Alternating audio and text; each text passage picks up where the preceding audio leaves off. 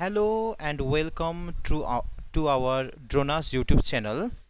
Uh, फेरि पनि हामी तपाईहरूलाई अम, यहाँ एउटा नेपालीको भिडियो लिएर उपस्थित भएका छौँ र आजको यो जुन चाहिँ भिडियो क्लास छ हामी विशेष गरी दुईवटा परीक्षाहरूलाई ध्यानमा राखेर तपाईहरूलाई यो भिडियो अर्थात् प्रस्तुत गरिरहेका छौँ र एक हो तीमध्ये एक हुन् आइसिडिएस अनि अर्को चाहिँ हुन् पिएससी क्लर्क र धेरैका कमेन्ट्सहरू हामीले विगतका भिडियोजहरुमा पनि हामीले देख्यौं कि त्यसमा तपाईहरूले आइसिडिएस को विषयमा जिज्ञासा राख्नु भएको थियो कि सर तपाईले त पिएससी को गर्नु भएको छैन भन्ने कुरा गर्नु भएको थियो। तर हामी अब त्यसो हेर्दैनौं, दुईवटालाई हेर्छौं कि कुन चाहिँ विषय यी दुईवटा परीक्षाहरूको लागि इम्पोर्टेन्ट छ।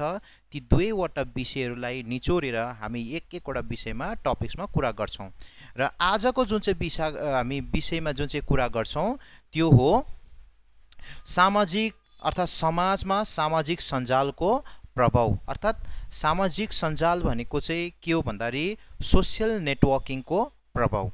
र हेर्नुहोस्, मैले अस्ति पनि विगतका भिडियोजहरुमा पनि मैले तपाईहरुलाई कुरा गरिसकेको छु कि कसरी चाहिँ प्रतिवेदन लेखिन्छ भनेर। अब यो प्रतिवेदन हुन चाहिँ दुईवटा परीक्षाहरूको लागि एकदमै महत्त्वपूर्ण भएकोले, एक पिएससी क्लर्क अनि दोस्रो चाहिँ आइसिडिएस मै पुरै महत्त्वपूर्ण भएको कारणले गर्दाखेरि हामी तपाईहरुलाई यो भिडियो प्रस्तुत गरिरहेका छौं र यसमा विशेष गरी तपाईहरुलाई यो जुन चाहिँ समाजमा सामाजिक सञ्जालको जुन चाहिँ प्रभाव छ यो एकदमै हेर्नुपर्ने विषय हो। किन अहिलेको जुन चाहिँ वातावरण छ यो वातावरण वास्तवमा सामाजिक सञ्जालको यो वातावरण हो र सबै यसप्रति अहिले सबैको झुकाउ भइरहेको कारणले गर्दाखेरि यसका केही त्यस्तो प्रभावहरू हाम्रो जीवनलाई पार्न सक्छ भन्ने कुराहरू पनि हामीले धेरै अर्थात् पुस्तकहरुमा पनि पढ्यौं। तर अब लेख्दा फेरि त्यसको लेखाइमा चाहिँ कस्तो लेख्नुपर्छ भन्ने कुरा म तपाईहरुलाई प्रस्तुत गरिरहेको छु। र यो जुन चाहिँ प्रतिवेदन छ, फेरि पनि भन्छु, यो जुन चाहिँ भिडियो छ यहाँ तपाईले इमेज जुन चाहिँ देखिरहनु भएको छ र यो चाहिँ वास्तवमा कुन चाहिँ प्रतिवेदन हो भनेर यदि तपाईहरुलाई सोधिहाले, यो चाहिँ वास्तवमा चाहिँ खेसरा प्रतिवेदन हो, जो चाहिँ तपाईले तलपट्टि प्रतिवेदकको नाम लेख्नुपर्छ। र म फेरि पनि तपाईलाई रिक्वेस्ट गर्छु, बिन्ती गर्छु कि प्रतिवेदन लेख्दा फेरि तपाईले माथिपट्टि प्रश्नमा हेर्नुहोस्, राम्रोसित ध्यान लगाएर हेर्नुहोस्। अब त्यो कोही बेला स्थानको नाममा एक्स पनि लगाउनु भनिदिएको हुन्छ। अगर त्यहाँ स्थानको नाममा एक्स लगाउनु भनेको छ भने यो सिलगढी जुन चाहिँ विषय छ, यो सिलगढी भन्ने, त्यसलाई चाहिँ के गर्नु पर्यो, तपाईहरुले एक्स लेख्नु पर्यो। अब त्यहाँ माथि पढ्नु पर्यो। हामी चाहिँ तपाईहरुलाई खाली बाटो मात्रै देखाइरहेका छौं कि कसरी लेख्नुपर्छ। यो एउटा खेसरा प्रतिवेदनको एउटा रूप हो। माथिपट्टि शीर्षक ठिकै छ, अनि त्यसपछि यहाँ तलपट्टि सिलगढी अनि कति तारिख लेख्नु हुँदैछ त्यो तारिखको विषयमा तपाईले चर्चा गर्नु पर्यो। अब हेरौं, पढ्दै जाउँ। सामाजिक सञ्जाल वर्तमान पिढीको निम्ति सबैभन्दा प्रभावशाली मञ्चहरू मध्ये एक हुन्। यसले हाम्रो सामाजिकीकरण, व्यवसाय सञ्चालन, सूचना सङ्कलन आदि सबै कुरालाई परिवर्तन गरिदिएको छ। यस मार्फत हामी विभिन्न सामाजिक, राजनीतिक, वातावरणीय र नैतिक मुद्दाहरू पनि उठाउन सक्छौं।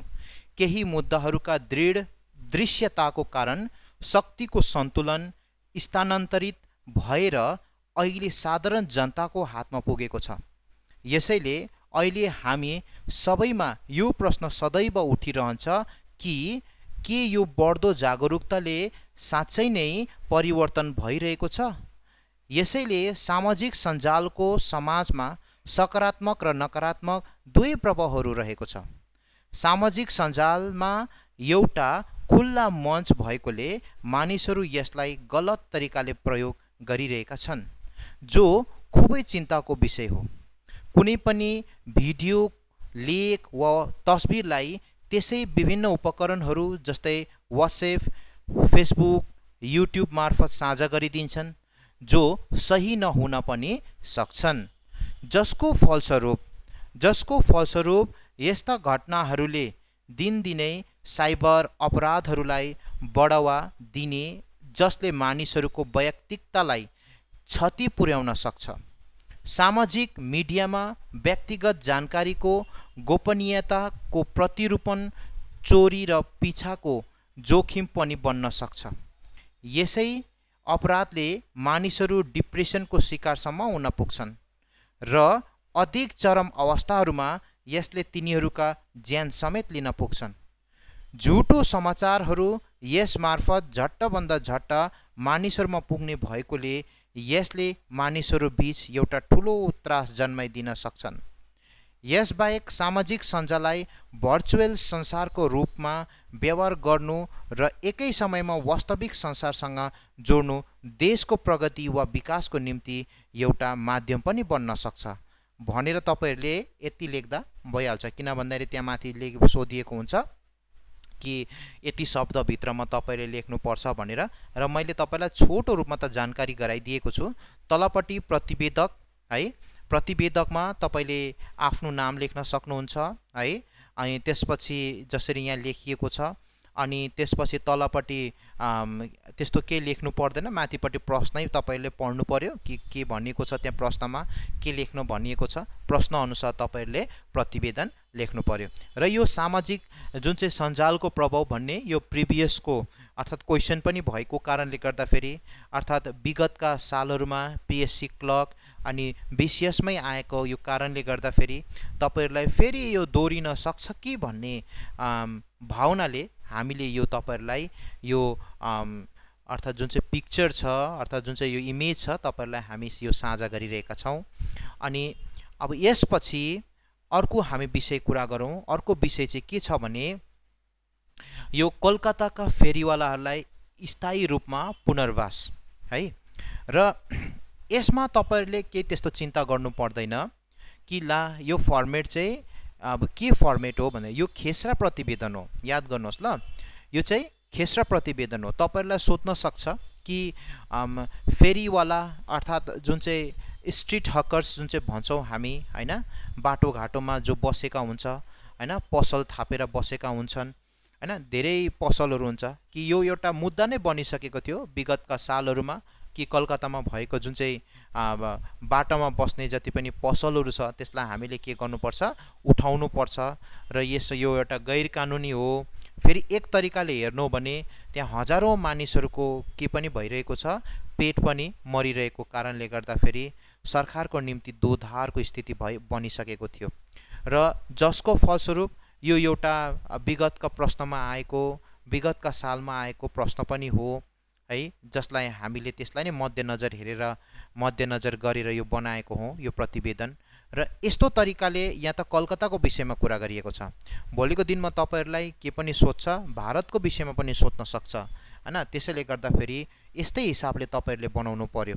र यो जुन चाहिँ प्रतिवेदन छ यो चाहिँ वास्तवमा रिपोर्ट राइटिङ अर्थात् जुन चाहिँ न्युजपेपर रिपोर्ट राइटिङको फर्मेटमा मैले लेखेको हुँ। यो चाहिँ वास्तवमा प्रतिवेदन हो। याद गर्नुहोस् है, अघिको जुन चाहिँ हामीले इमेजमा चर्चा गऱ्यौँ त्यो चाहिँ के थियो, खेसरा प्रतिवेदन थियो। र यो चाहिँ के हो भन्दाखेरि चाहिँ यो फर्मेटलाई चाहिँ हामी प्रतिवेदन भन्छौँ। र यो दुवैवटा फर्मेटमा पिएससी क्लर्क अनि आइसिडिएसलाई सोध्न सक्छ। र अर्को पनि थप एउटा फर्मेट छ आइसिडिएसको, त्यो चाहिँ के हो भन्दाखेरि त्यो चाहिँ एडिटोरियल ड्राफ्टिङ रिपोर्ट हो, जो चाहिँ मैले यसभन्दा अघि नै वुमेन एम्पावरमेन्ट अर्थात् महिला सशक्तिकरणको भन्ने विषयमाथि अगाडि नै मैले त्यो फर्मेटमा कुरा गरिसकेको छु। अब हेरौँ यो प्रतिवेदनलाई। कलकत्ताका अर्थात् कोलकाताका फेरीवालाहरूलाई स्थायी रूपमा पुनर्वास अर्थात् यसमा तपाईँले के लेख्नुपर्छ, एक विशेष संवाददाताद्वारा हैन। अब कसले प्रेषित गरेको, एक विशेष संवाददाता भन्दा पनि भइगयो, त्यसपछि फेरि स्थानीय संवाददाता भन्दा पनि हुन्छ। यहाँ तलपट्टि चाहिँ तपाईँहरूले ब्र्याकेटमा लेख्नु पर्यो। अनि त्यसरी नै जसरी अब तपाईँहरूले न्युजपेपर लेख्नुहुन्छ, न्युजपेपरमा रिपोर्ट लेख्नुहुन्छ, त्यसरी लेख्नु पर्यो कि जस्तै हेर्नुहोस् यहाँ कोलकाता 7 मई, मैले यहाँ 2020 बिहिबार भनेर यहाँ चर्चा गरेको छु कि तपाईँहरूले कुनै पनि डेट लेख्नु सक्नुहुन्छ यहाँ, अनि डे पनि लेख्नु सक्नुहुन्छ कि त्यही दिन लेख्नुपर्छ भन्ने छैन। र स्थानको नेममा चाहिँ यहाँ एक्स लगाउनु पनि भनेको हुन्छ, कोही कोही बेला कि एक्स वाई लगाउनु भनेको हुन्छ कि एक्स वाई जेड लगाउनु भनेको हुन्छ। त्यो चाहिँ राम्रोसित तपाईँहरूले के गर्नु पर्यो, सुन्नु पर्यो।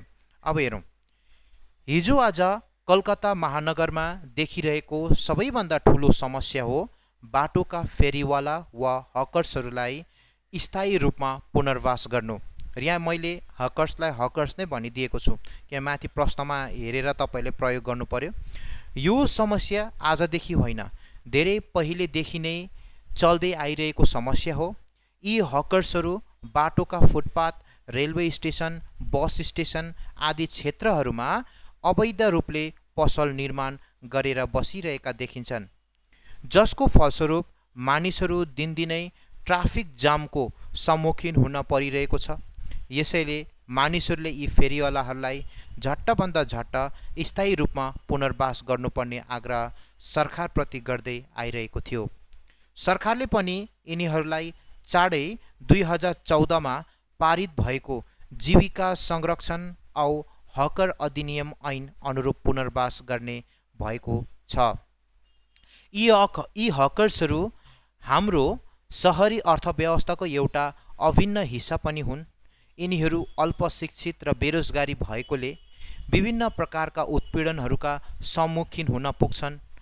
यसैले भारतको सर्वोच्च न्यायालय भनेको सुप्रिम कोर्टले यिनीहरूका संरक्षणको निम्ति प्रत्येक राज्यलाई अघि आउनुपर्ने कठोर निर्देश पनि दिइसकेका छन्। 2019 सालको एउटा रिपोर्ट अनुसार कोलकाता महानगरमा मात्र 1,91,000 हकर्सहरू पाइएको थियो। यिनीहरू फल, सब्जी, लुगा अनि विभिन्न प्रकारका फास्टफुड पसलहरू खोलेर सार्वजनिक क्षेत्रमा बसिरहेका छन्, अर्थात् बस्दै आइरहेका छन् भन्दा पनि हुन्छ। सार्वजनिक भनेको चाहिँ पब्लिक एरियातिर भनेको नि। यसैले राज्य सरकारले पनि साँप पनि नमरोस्, लट्ठी पनि नभाँचियोस् भने झैँ यिनीहरूलाई नोटिस पठाइसकेको छ।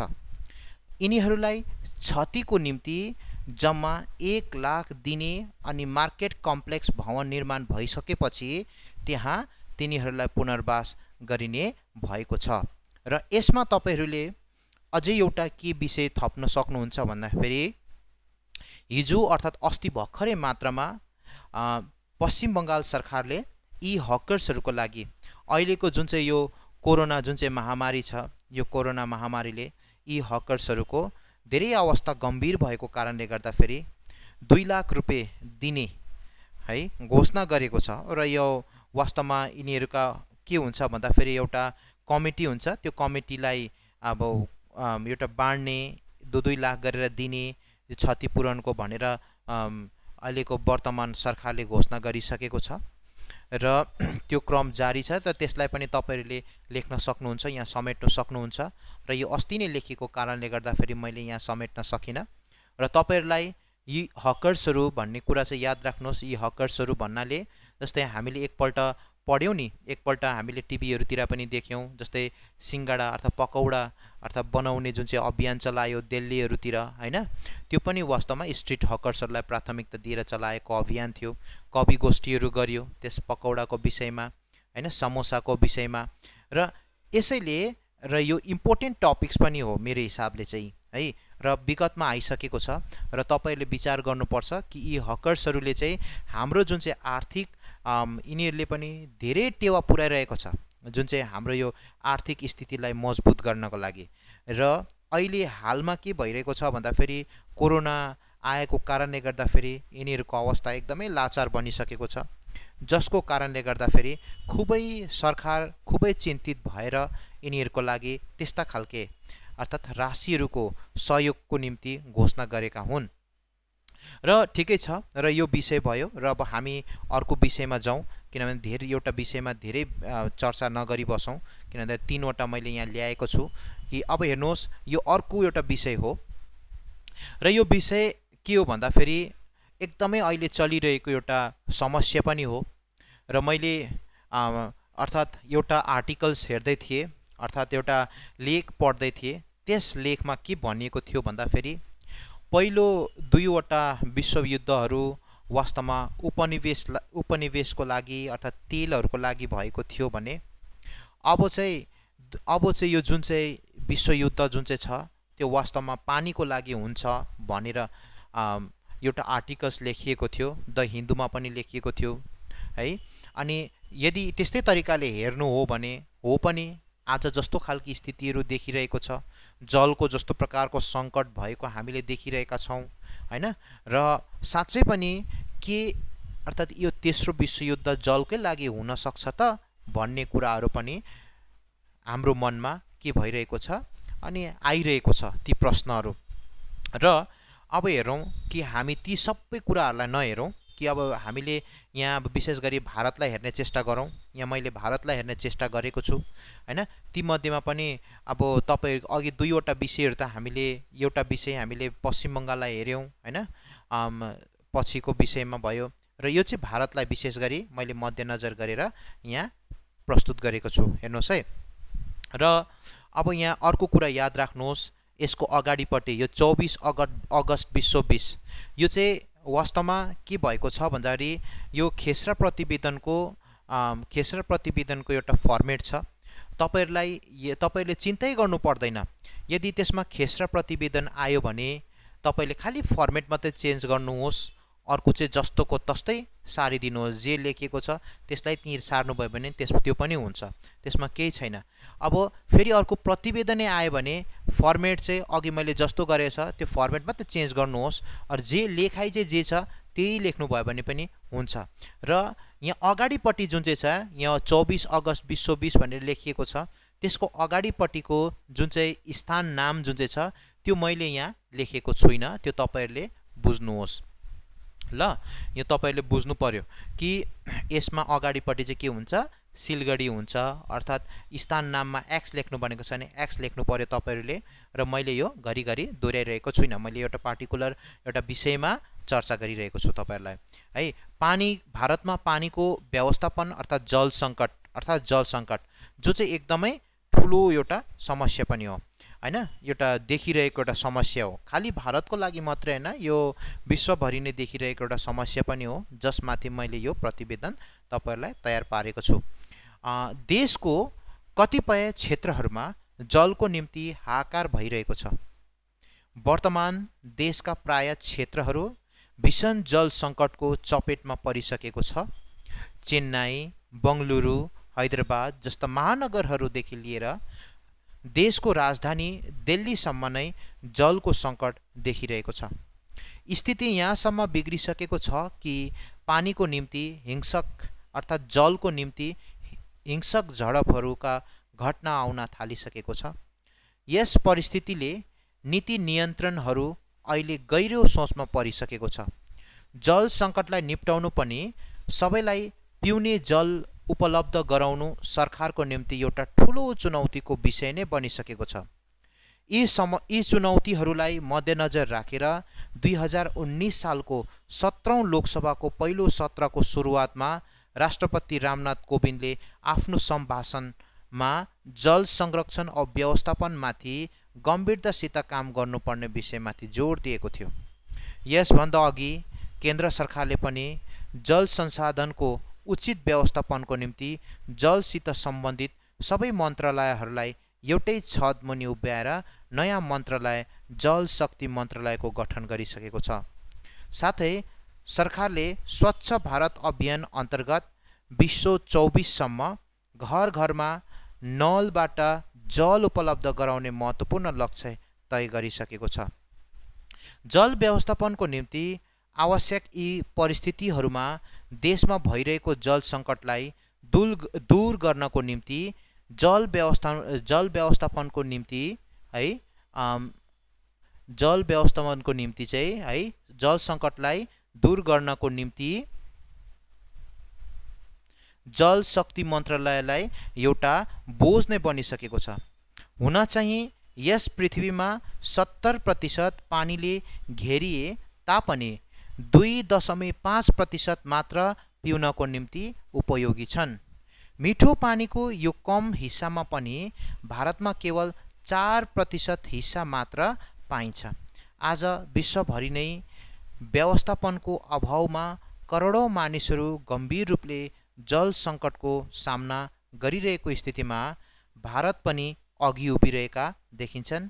यी विषयहरूसित सम्बन्धित खडेरीको समस्यामाथि नजर राख्ने निगरानी मञ्च ड्राउट अर्ली मर्निङ सिस्टमले भनेअनुसार भारतको 44% भन्दा अधिक हिस्सा असामान्य सुखको चपेटमा परिसकेको छ।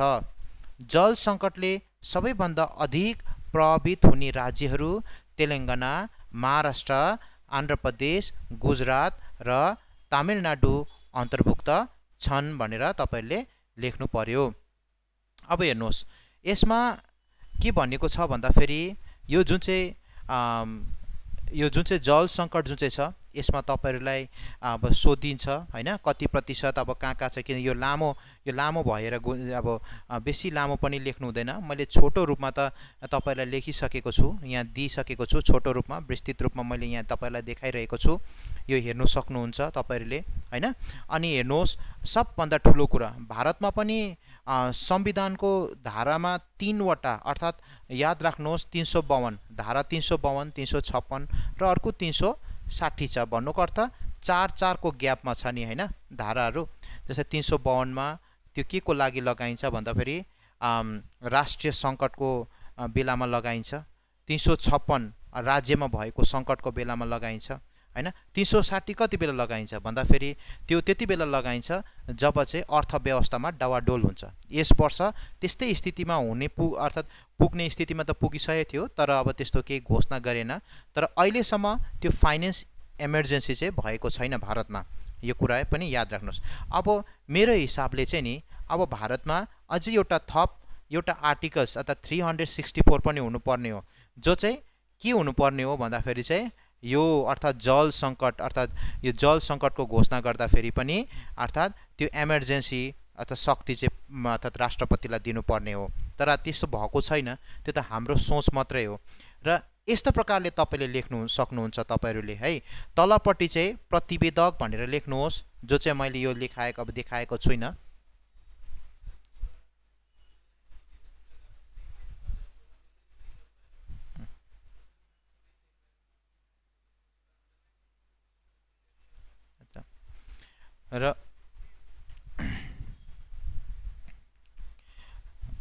र हेर्नुहोस् कि यो जुन चाहिँ 70% भयो हैन, यो देखिरहनु भएको छ होला 70%।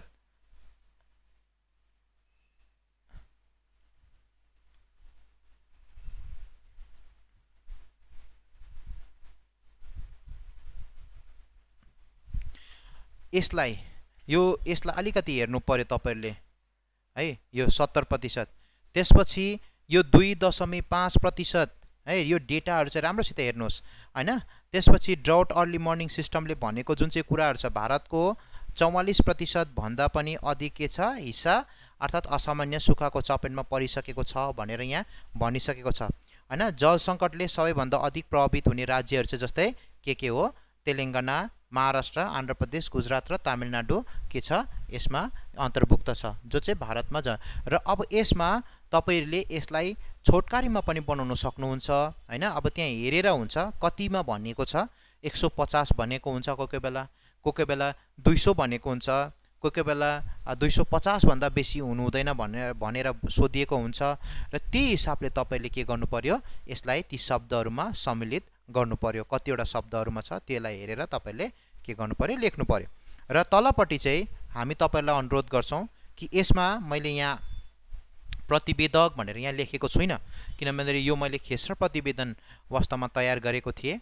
र तलपट्टि प्रतिवेदक भनेर लेख्नुहोस् र प्रतिवेदकमा केही मेन्सन नगर्नुहोस्, त्यसमा चाहिँ ड्यास गरेर एक्स लेख्यो भने भइहाल्छ। तर माथि प्रश्न चाहिँ तपाईले पढ्नुपर्छ, माथि चाहिँ प्रश्न मजाले पढ्नुपर्छ। र आज हामीले यी 3 वटा विषयहरू चर्चा गर्यौं। सबभन्दा पहिला हामीले चर्चा गर्यौं यो 3 वटा विषयहरू प्रमुख थियो। एउटा विषय थियो सामाजिक अर्थात समाजमा सामाजिक सञ्जालको प्रभाव, जो हामीले हेर्यौं हैन, कस्तो प्रभाव परिरहेको छ हैन, कसरी फाइदा उठाइरहेको छ त मानिसहरूले हैन। र यहाँ अघि मैले यहाँ त यो सामाजिक सञ्जालको प्रभाव गर्दाखेरि मान्छेहरू डिप्रेसनको शिकार पनि हुन पुगिरहेको छ भन्ने मैले कुराहरू गरे हो। त्यो 100% कुरा हो। त्यो कतिले ब्ल्याकमेलिङ गर्छ नि यो गरेन भने म यो भिडियो देखाइदिन्छु भन्ने कुराहरू भयो। अब यस्तो कारणले गर्दाखेरि ती मानिसहरू डिप्रेसनका शिकार हुन्छन् र कतिले आत्महत्या गरिदिन्छन्। यस्ताहरू त हामीले देख्दै आइरहेका पनि हो हैन। र यो भयो तपाईको सामाजिक सञ्जाल जो चाहिँ साइबर क्राइमभित्र आउँछ हैन। यो विगतमा आएको प्रश्न पनि हो प्रतिवेदन लेखनमा। र यो अहिले यो परीक्षाको लागि मात्रै हैन, यो विषयहरू चाहिँ तपाईको एकदम पछिसम्मको लागि नै हो। र यो तपाईहरुले मजाले के गर्दै राख्नुहोस् कि यो लेख्दै राख्नुहोस्। दोस्रो नम्बर हामीले चर्चा गर्यौं कलकत्ताका फेरीवालाहरूलाई स्थायी रूपमा पुनर्वास भन्ने। र तपाईहरुले अब यही हिसाबले भारतमा कति छ होला त त्यस्ता हकर्सहरू हैन। र यी हकर्सहरूको लागि यो जुन चाहिँ कानुन जुन चाहिँ बनिएको छ यो कानुन पनि तपाईहरुले के गर्नु पर्यो, हेर्नु पर्यो हैन। त्यो हकर अधिनियम भन्ने जुन चाहिँ अघि मैले तपाईहरुलाई क्लासमा अघि भनेको थिएँ, मैले मुखले कुरा गर्दाखेरि तपाईहरुलाई भनिदिएको थिएँ, त्यो पनि हेर्नुहोस्, त्यसलाई पनि लगाउनुहोस् हैन। अनि त्यसपछि अब मैले त यहाँ एउटा कलकत्ता महानगरमा मात्र भएका हकर्सहरूको विषयमा कुरा गरेको हुँ। यतिवटा पाएको थियो हैन, 1,91,000 हकर्सहरू पाइएको थियो। र यिनीहरूलाई चाहिँ अब के गर्ने, राज्य सरकारले पैसा दिने 2 लाख रुपैयाँ गरेर हिजै मात्र घोषणा गरिएको छ। र अब हेर्नुहोस्, र यसको लागि यिनीहरूको लागि पनि अब सर्वोच्च न्यायालयले यो केस वास्तवमा सर्वोच्च न्यायालयमै पुगेको एउटा केस थियो है। अन्त धेरै लामो समय चलेको पनि थियो यो मुद्दा। र अन्त्यमा गएर यिनीहरूलाई हेर्नुपर्ने, यिनीहरूलाई यदि सारिहाले पनि कुनै उचित व्यवस्था गर्नुपर्ने, किनभने यिनीहरू कम पढी लेखेका हुन्छन् हैन। र यिनीहरूले पनि हाम्रो जुन चाहिँ भारतको आर्थिक शक्तिमा केही वृद्धि गर्नमा केही मद्दत पुर्याउँछ भन्ने कुरा सर्वोच्च न्यायालयले दिएको अनुरूप अर्थात् त्यसरी नोटिस दिएपछि प्रत्येक राज्यहरूले यिनीहरूलाई स्थायी रूपमा पुनर्वास गर्ने, कुनै कम्प्लेक्सहरूतिर भयो, कुनै केहीहरूतिर, कुनै अर्थात् त्यस्तो भवनहरूतिर तिनीहरूलाई स्थानान्तरण गर्ने कामहरू गरिरहेका छन्। किन भन्दाखेरि बाटोघाटो बनाउँदाखेरि यिनीहरू छेउमै भइदिएको हुन्छ, त्यसैले गर्दाखेरि तिनीहरूलाई त्यो कम्प्लेक्समा चाहिँ लगेर तिनीहरूलाई आफ्नो एउटा कोठा दिएको छ र हुँदै आइरहेको पनि छ। र प्रत्येक राज्यमा आफ्नो समस्याहरू छ, त्यही समस्या अनुरूप ती राज्यका सरकारहरूले हल पनि गरिरहेको छ। र अर्को तेस्रो नम्बर कुरो हामीले यो विषयमा चर्चा गर्यौं, भारतमा पानीको व्यवस्थापन अर्थात् जल सङ्कट। र यो 24 अगस्त मैले अगाडिपट्टि भनिदिएको छु कि यसमा तपाईले के लेख्नु पर्यो, स्थानको नाम माथि प्रश्नमा पढ्नुपर्छ है। फेरि तपाईहरुले यहाँ चाहिँ स्थानको नाममा कि एक्स लेख्नु भनेको हुन्छ कि वाई लेख्नु भनेको हुन्छ कि XYZ तीनटै लेख्नु भनेको हुन्छ, त्यही हिसाबले हेर्नु पर्यो तपाईहरुले। र स्थानको नाममा यहाँ तपाईले खास लेख्नु हो भने चाहिँ सिलगढी लेख्नु पर्थ्यो। अघि माथिपट्टि मैले सिलगढी लेखेको थिएँ हैन। त्यसमा राम्रोसित तपाईले प्रश्न पढ्नु पर्यो र अरु जस्तो फर्मेट जे आए पनि खाली फर्मेट मात्रै तपाईले चेन्ज गर्नु पर्यो, अरु केही छैन त्यसमा। र अब हेर्नुहोस् 2019 सालको 17औं लोकसभामा भनेको कुराहरू भयो हैन। जल शक्ति मन्त्रालय भन्यो हैन। यो कुराहरू याद गर्नुहोस्, जल शक्ति मन्त्रालय, किन भन्दाखेरि थुप्रो थियो नि त विषयहरू त्यो भन्दा अगाडि जति पनि जलसित सम्बन्धित विषयहरू छ हैन। जस्तै यो ओपन डेफिकेसन फ्रीहरू भयो हैन। यी विषयहरू सबैलाई के गरे, एउटै छत्र छायामा ल्याए कि ल्याएन, ल्याएपछि यो के रे एउटै छत्र छायामा ल्याएपछि के गरे, एउटा मिसन जस्तो भएर यिनीहरूले के गर्न थाले, यो जलमाथि काम गर्न थाले हैन। काम गरिरहेका छन् भारत सरकारले र यसको एउटा अलग्गै मन्त्रालय पनि खोलिदिएका छ जसले खाली यही विषयमाथि मात्रै हेर्ने काम गर्छ। अनि अर्को भयो जस्तै यस्तै खालको म एउटा उदाहरण दिन्छु तपाईलाई, नेशनल न्युट्रिसन मिसन पनि त्यस्तै थियो। पहिला अलग अलग थियो, क्षेत्रहरू अलग अलग थियो, अलग अलग जस्तै ICDS अलग्गै हैन, यिनीहरू अलग्गै थियो। तर अहिले चाहिँ नेशनल न्युट्रिसन मिसन जसलाई NNM भनेर भनिन्छ, त्यो मिसनको अन्तर्गत के गरियो भन्दाखेरि यी सबै क्षेत्रहरूलाई नि एकसाथ एउटै छातामुनि अर्थात् एउटै छातामुनि एककट्ठा गरेर चाहिँ तिनीहरूलाई के गर्यो, एउटा लक्ष्यमा पुग्ने एउटा तय गराइदियो अर्थात् त्यो NNM ले। त्यस्तै एउटा उदाहरण हो यो जल शक्ति मन्त्रालय, र यो चाहिँ एउटा विभाग हो र यो विभागले ती सबै कुराहरूलाई एककट्ठा गरेर के गरिरहेका छन्, ती विषयहरूलाई अब सुधार गर्ने चेष्टा गरिरहेका छन्।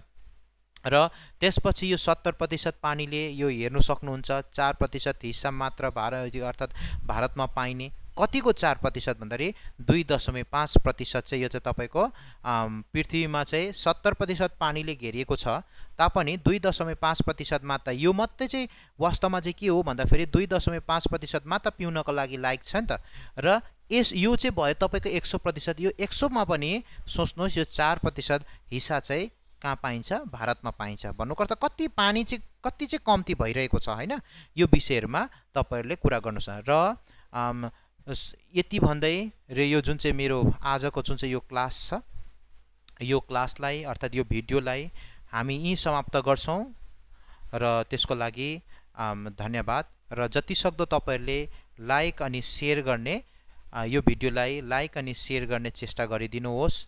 जति सक्दो हाम्रो उद्देश्य के छ भने जति सक्दो ती विद्यार्थीहरुको सम्म पुगोस् कि जसलाई चाहिँ अब यो नेपाली जो विषय छ यो विषय कठिन परिरहेका हुन्छन् हैन कसरी लेख्नु पर्छ भन्ने विषय कसरी लेख्नु पर्छ भन्ने कुराहरु यो जो मनमा जिज्ञासा आइरहेको छ भने तिनीहरुले यो भिडियो मार्फत अर्थात तिनीहरुलाई यो भिडियो देखेर धेरै सहायता पुग्ने छ भन्ने कुरा म महसुस गर्छु। हामी सम्पूर्ण ड्रोनासको पक्षबाट पनि तपाईहरुलाई यो जुन चाहिँ परीक्षामा यो जुन चाहिँ परीक्षाको लागि हामीले यो दिन प्रतिदिन यो जुन चाहिँ भिडियोहरु गरिरहेका छौं हैन यो अनुरोध गर्छौं कि यो भिडियो चाहिँ तपाईहरुले के गर्दिनुहोस् शेयर गर्दिनुहोस् हैन अनि सबैले देख्न सकोस् ताकि अन्त यति भन्दै र यो जुन चाहिँ आजको क्लास यो भिडियो जुन चाहिँ छ यति समाप्त गर्छु। धन्यवाद।